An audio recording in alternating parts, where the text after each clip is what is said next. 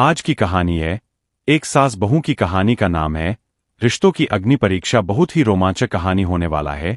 कहानी को लास्ट तक सुने, आधा अधूरा सुना हुआ कोई भी चीज पाप का भाग होता है। और मेरे चैनल पर पहली बार आए तो प्लीज मेरे चैनल को लाइक एंड सब्सक्राइब कर दे और बेल आइकन को प्रेस कर दे ताकि मेरी हर आने वाली वीडियो आप तक पहले पहुंचे। शादी से पहले और सास बहू की पहली टकराहट।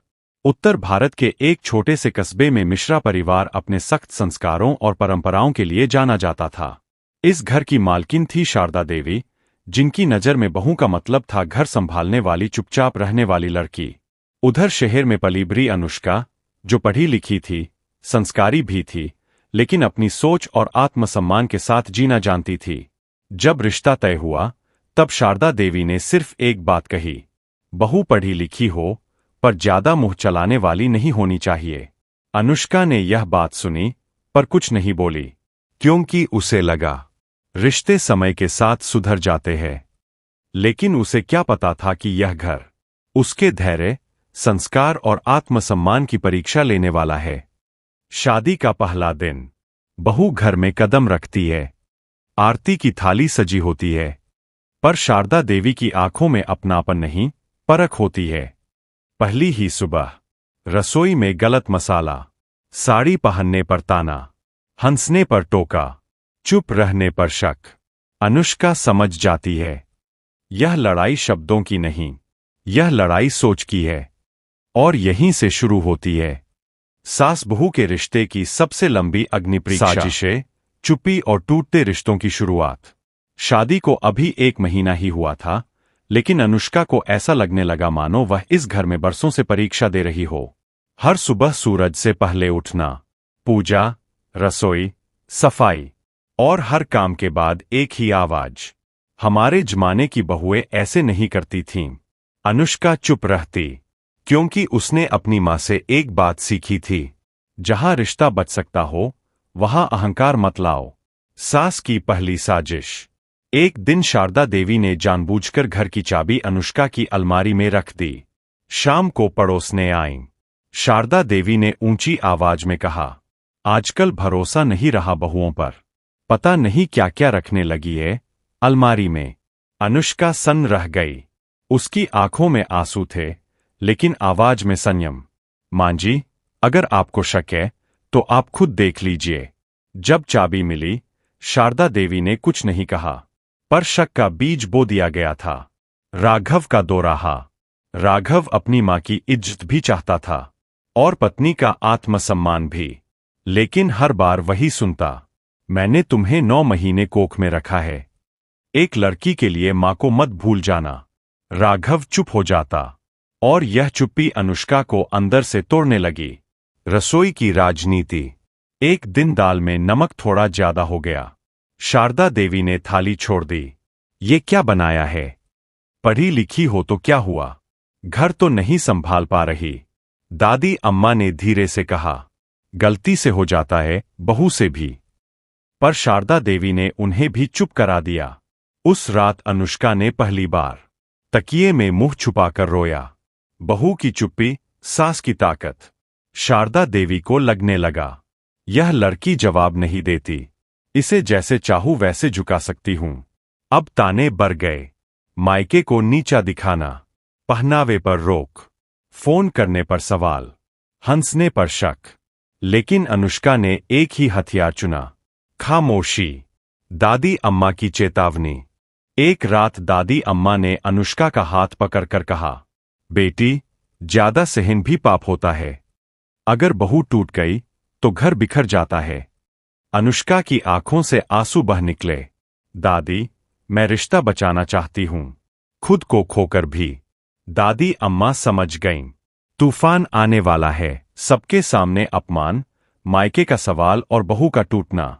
उस दिन घर में विशेष पूजा रखी गई थी। पड़ोस, रिश्तेदार और दूर के मेहमान बुलाए गए थे। शारदा देवी के चेहरे पर बनावटी मुस्कान थी, लेकिन मन में कुछ और ही चल रहा था। अनुष्का सुबह से ही रसोई में लगी हुई थी। कभी प्रसाद, कभी भोजन, कभी पूजा की तैयारी।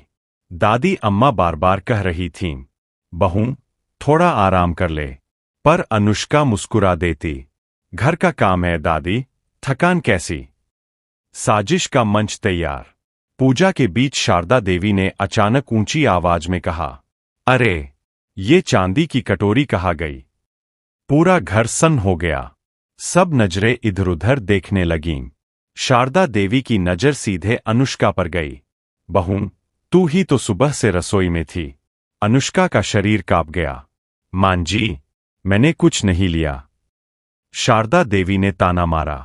आजकल की लड़कियों का भरोसा नहीं। सबके सामने अपमान।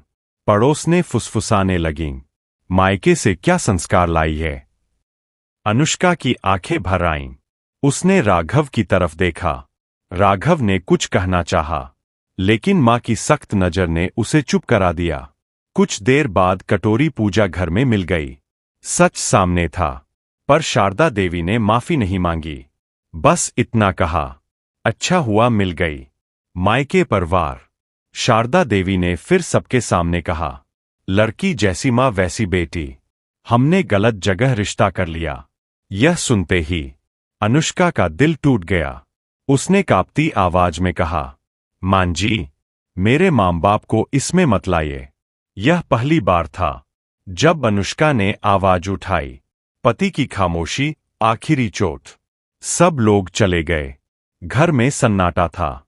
अनुष्का ने राघव से पूछा, क्या मैं इतनी गलत हूं? क्या आपको मुझ पर जरा भी भरोसा नहीं? राघव की आंखें झुकी हुई थीं। मां को बुरा मत समझो, वो बदल जाएंगी। यह जवाब नहीं था, यह समर्पण था। बहू का टूटना। उस रात अनुष्का बुखार में कांपती रही। किसी ने दवा तक नहीं पूछी। दादी अम्मा चुपचाप पास बैठीं। उनकी आंखों से आंसू बह रहे थे। अब चुप्पी नहीं। अब या तो तू बचेगी या ये रिश्ता। निर्णय, विद्रोह नहीं, आत्मसम्मान की शांति। उस रात अनुष्का को नींद नहीं आई। बुखार उतर चुका था, लेकिन मन में उठ रहा तूफान अब किसी दवा से नहीं रुक सकता था। वह आईने के सामने खड़ी थी। चेहरा पीला, आंखें सूजी हुईं। क्या यही मैं हूं? क्या शादी का मतलब खुद को हर दिन छोटा करना होता है? आईने में उसे एक डरी हुई बहू नहीं, एक थकी हुई औरत दिखी। सुबह का सन्नाटा। अगली सुबह अनुष्का देर से उठी। रसोई में कोई आवाज नहीं थी। शारदा देवी ने ताना मारा, देखो, बहू अब आराम फरमाने लगी है। अनुष्का ने पहली बार धीमी लेकिन साफ आवाज में कहा, मां जी, आज मैं रसोई में नहीं जाऊंगी। पूरा घर ठहर गया। राघव चौंक गया। दादी अम्मा ने ध्यान से देखा। बहू का पहला स्पष्ट फैसला। शारदा देवी गुस्से में बोलीं, ये क्या बदतमीजी है? अनुष्का ने हाथ जोड़कर कहा, मैं बदतमीज नहीं हूं, मैं बस थक गई हूं। मैंने कभी जवाब नहीं दिया, कभी शिकायत नहीं की, लेकिन हर दिन मेरा सम्मान कम होता गया। पति से पहली सच्ची बात। अनुष्का राघव की तरफ मुड़ी। मैं तुम्हारी मां और तुम्हारे बीच दीवार नहीं बनना चाहती, लेकिन मैं खुद को मिटा भी नहीं सकती। राघव की आंखें भर आईं। पहली बार उसे अपनी चुप्पी का बोझ महसूस हुआ। घर छोड़ने का नहीं, खुद को बचाने का फैसला। सबको लगा अनुष्का मायके चली जाएगी, लेकिन उसने कहा, मैं घर छोड़कर नहीं जा रही। मैं इस घर में अपने सम्मान के साथ रहूंगी। अगर मुझ पर फिर झूठा आरोप लगा, अगर मेरे मां बाप को नीचा दिखाया गया, तो मैं चुप नहीं रहूंगी। दादी अम्मा का समर्थन। दादी अम्मा आगे आईं। शारदा, बहू ने विद्रोह नहीं किया है, उसने सिर्फ अपनी इज्जत मांगी है। यह पहली बार था जब घर में बहू के पक्ष में आवाज उठी। सास का आहत अहंकार। शारदा देवी कुछ पल चुप रहीं। उनकी आंखों में गुस्सा था, लेकिन कहीं न कहीं डर भी। अगर बहू सच में बदल गई, तो मेरा राज खत्म हो जाएगा। नया नियम, नई शुरुआत। उस दिन के बाद अनुष्का ने हर बात पर हां कहना बंद किया। चुप्पी की जगह संयम आया, डर की जगह आत्मविश्वास। घर में शांति थी, लेकिन यह शांति तूफान से पहले की पश्चाताप, सच्चाई और रिश्तों की जीत। घर में पिछले कुछ दिनों से अजीब सी शांति थी। न ताने थे, न चिल्लाहट, न आंसू, पर यह शांति दिलों की नहीं थी, सास का टूटा हुआ अतीत। एक शाम दादी अम्मा शारदा देवी के पास बैठीं, धीमी आवाज में बोलीं, शारदा, तू अपनी बहू से नहीं लड़ रही, तू अपने बीते हुए कल से लड़ रही है। शारदा देवी की आंखें भर आईं। पहली बार उनके भीतर दबा सच बाहर आने को तड़प रहा था। शारदा देवी की कहानी। शारदा देवी भी कभी बहू थीं। उनकी सास उनसे भी कठोर थीं। हर गलती पर अपमान, हर हंसी पर ताना उन्होंने भी सहा था, लेकिन कभी बोल नहीं पाईं। मैंने कसम खाई थी, मेरी बहू को वही सब सहना पड़ेगा जो मैंने सहा। यह कहते वह फूट फूट कर रो पड़ी। सच का सामना। उसी वक्त अनुष्का दरवाजे पर खड़ी थी। उसने सब सुन लिया। वह आगे आई और शांत स्वर में बोली, मां जी, दर्द सहने से दर्द खत्म नहीं होता, उसे रोकने से होता है। शारदा देवी की नजरें झुक गईं। माफी जो दिल से निकली। शारदा देवी ने कांपते हाथों से अनुष्का का हाथ पकड़ा। मुझे माफ कर दे बेटी, मैं तुझे बहू नहीं, अपना बीता हुआ गुस्सा समझ बैठी। अनुष्का की आंखों से आंसू बहने लगे। मां जी, मुझे माफी नहीं, अपनापन चाहिए। पति का जागना। राघव सब देख रहा था। उसने मां के चरण छुए और फिर अनुष्का का हाथ थाम लिया। आज अगर मैं चुप रहता तो दोनों को खो देता। घर में नई सुबह।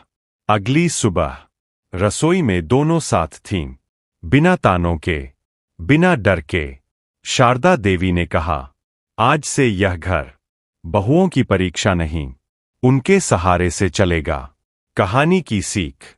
रिश्ते निभाने के लिए सिर्फ सहन नहीं, समझ भी जरूरी है।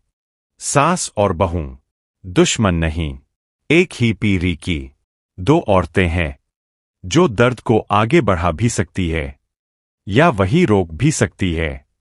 अंतिम पंक्तियां। अनुष्का ने उस दिन समझ लिया, आत्मसम्मान से किया गया प्रेम रिश्तों को तोड़ता नहीं, जोड़ता है। और शारदा देवी ने जाना, बहू को झुकाने से घर नहीं चलता, उसे अपनाने से चलता है। कहानी समाप्त। अगर आप चाहे तो मैं स्टोरी अच्छी लगी हो तो प्लीज मेरे चैनल को लाइक एंड सब्सक्राइब कर ले।